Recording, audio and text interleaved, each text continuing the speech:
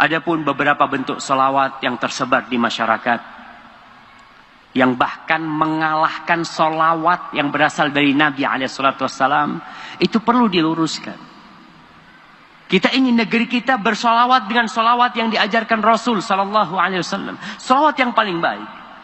Yang pertama yang kita lihat ada solawat tibbil qulub, solawat obatnya hati. Allahumma salli ala Muhammadin tibbil qulubi wa dawaiha, wa afiyatil abdani wa shifaiha, wa nuril absari wa diyaiha, wa ala alihi wasallam.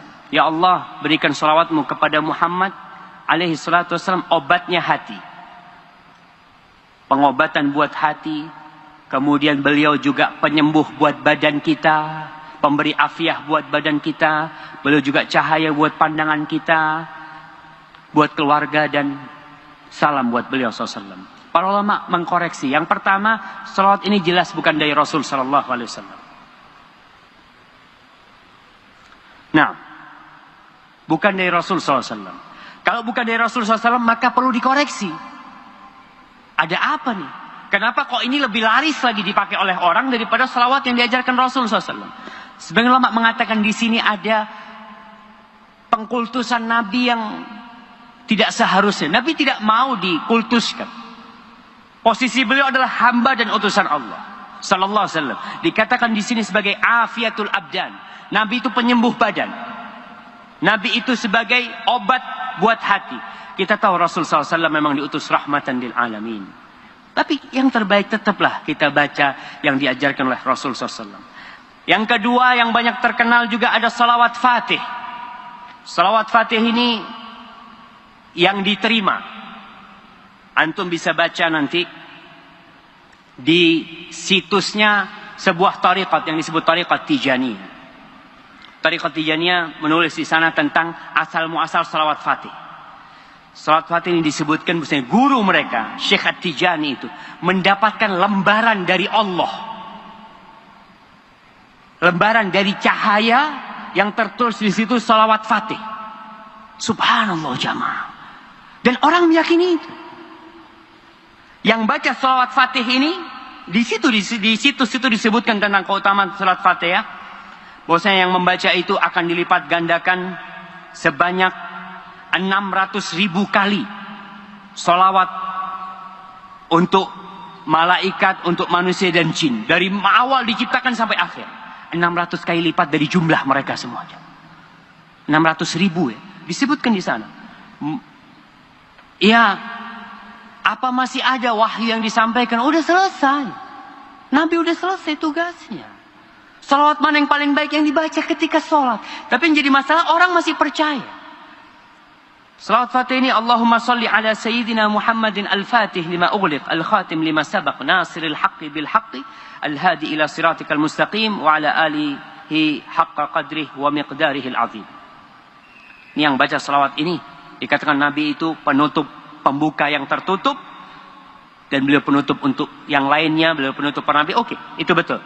Tapi yang jadi masalah, apabila ini dikatakan secara mutlak, Nabi yang menutup segala sesuatu, Nabi yang membuka segala sesuatu, ini tidak. Semua itu dengan izin Allah Jalla Jalla.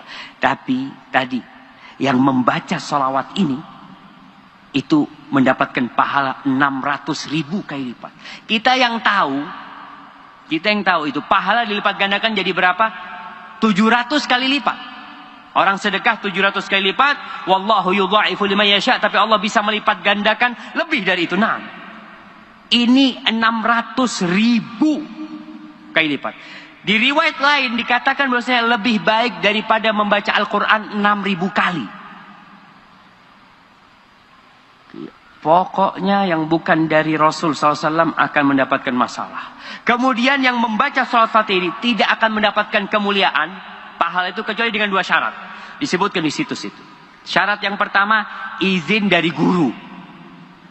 Harus dapat ijazah dari gurunya.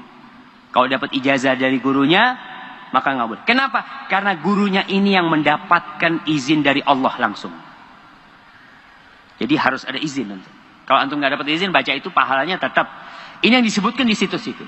Syarat kedua, meyakini, nih ya terus itu i'tiqadul musalli annaha laysat min ta'lifil bashar. Berkeyakinan bahwa salawat ini bukan buatan manusia. Itu pemberian Allah. Wadzalika annal Qutb al-Bakri radhiyallahu taala anhu tawajjaha ila Allah. Ini ceritakan bahwa gurunya itu mendapatkan ini dari Allah. Fi sahifatin min nur. Di lembaran dari cahaya tertulis dengan pena takdir. Salawat itu. Kita sebagai umat Islam, wahyu sudah selesai. Nggak ada lagi wahyu. Maka ini yang perlu kita jelaskan kepada umat. Yang ketiga, ini sebagai penutup ceramah kita, ada yang disebut salawat nariyah. Coba dikaji kembali itu salawat nariyah. Orang mengatakan barang siapa yang membaca salawat nariyah 4.444 kali. 4.440 kali akan diselesaikan urusannya. Masya Allah. Dimudahkan semua perkara dia. Dari mana nih dapatnya? Dan jelas ini bukan dari Rasul sallallahu alaihi wasallam. Kemudian di maknanya bermasalah. Sebagian bisa memberikan Nabi hak yang tidak untuk Nabi sallallahu alaihi wasallam. Di situ ada tawasul dengan zatun Nabi alaihi salatu wasallam, dan masalah bertawasul dengan zatun Nabi, dengan zat Rasul sallallahu alaihi wasallam. Yang sahih tidak boleh kita bertawasul dengan amal soleh. Apa salawat nariyah itu? Allahumma salli salatan kamilatan wa sallim tasliman taman ala sayyidina Muhammad alladhi tanhallu bihi al-uqad wa tanfariju bihi al-kurab wa yuqda bihi al-hawaij wa tunalu bihi al-raghaib wa husnul khawatim wa yustassal ghamamu biwajhihi al-karim ala ali wa sahbihi adada kulli ma'lumin laka. Ini salawat nariyah. Kalau kita mengatakan, nanti ada orang yang mengatakan, Ustaz, ada ulama-ulama yang membolehkan membaca itu. Taiblah. Kita ini daripada ribut, daripada umat Islam berpecah belah, kita ikut Rasul sallallahu alaihi wasallam. Udah capek umat Islam berpecah belah dengan masalah-masalah yang memang dipermasalahkan. Ketika kita ikut Rasul sallallahu alaihi wasallam, kita baca selawat Ibrahimiyah.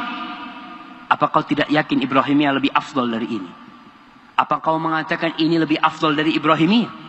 Maka tatkala itu kita akan bermasalah dengan Rasul SAW. Nabi yang mengajarkan kepada kita salawat Ibrahimiyah. Kemudian datang sebuah salawat, bisa dikatakan lebih baik daripada salawat Nabi SAW. Apalagi artinya tadi itu, ya ada yang mengantarkan kepada pengkultusan Rasul SAW yang perlu dicermati.